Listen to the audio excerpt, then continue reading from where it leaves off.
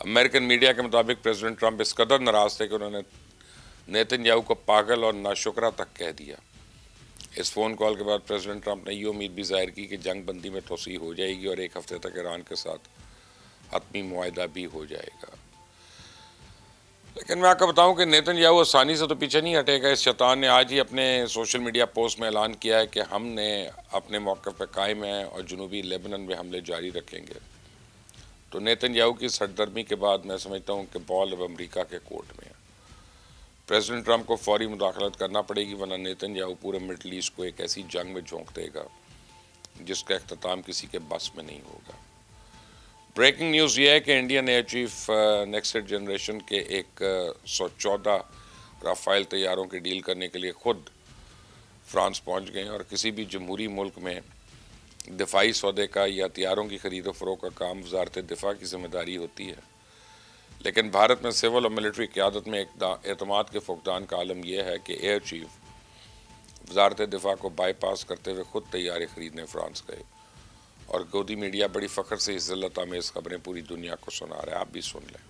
Air Chief Marshal AP Singh is holding key talks in France is what we are learning at this point in time. Next-gen Rafale acquisition talks gain pace.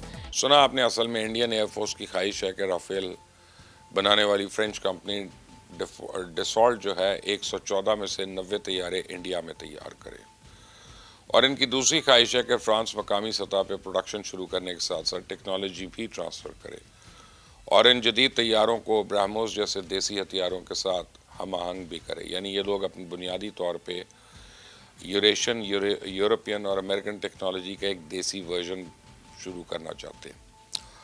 تو France نے پچھلے سال بھی بھارت کو Rafale طیاروں کا source code دینے سے منع کر دیا تھا، اور اس بعد مقامی سطح پہ ہی پروڈکشن کرنے کی شرط بھی تسلیم نہیں کی تھی۔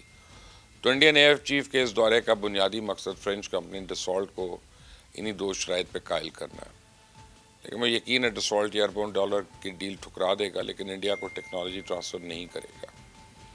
پچھلے سال بھی جب ہمارے J-10Cs نے بھارتی رافیل طیاروں کو گرایا تھا تو اس کے بعد شیئر مارکیٹ میں ڈسالٹ کے شیئرز بری طرح گرے تھے۔ مجھے نہیں لگتا کہ ڈسالٹ یہ رسک دوبارہ لے گا اور اپنی شاہکار پروڈکٹ کے 114 طیارے ان نالائکوں کے حوالے کرے گا۔ اور دوسری بڑی بریکنگ یہ ہے کہ نیپال نے لیپو لیک کے کچھ ہندوستانی علاقے کا کنٹرول حاصل کر لیا، اور نیپال کے وزیر اعظم نے اعلان کیا ہے کہ وہ لیپو لیک کے باقی علاقے ہندوستانی قبضے سے واگزار کرانے کے لیے بہت جلد برطانیہ سے رابطہ کریں گے۔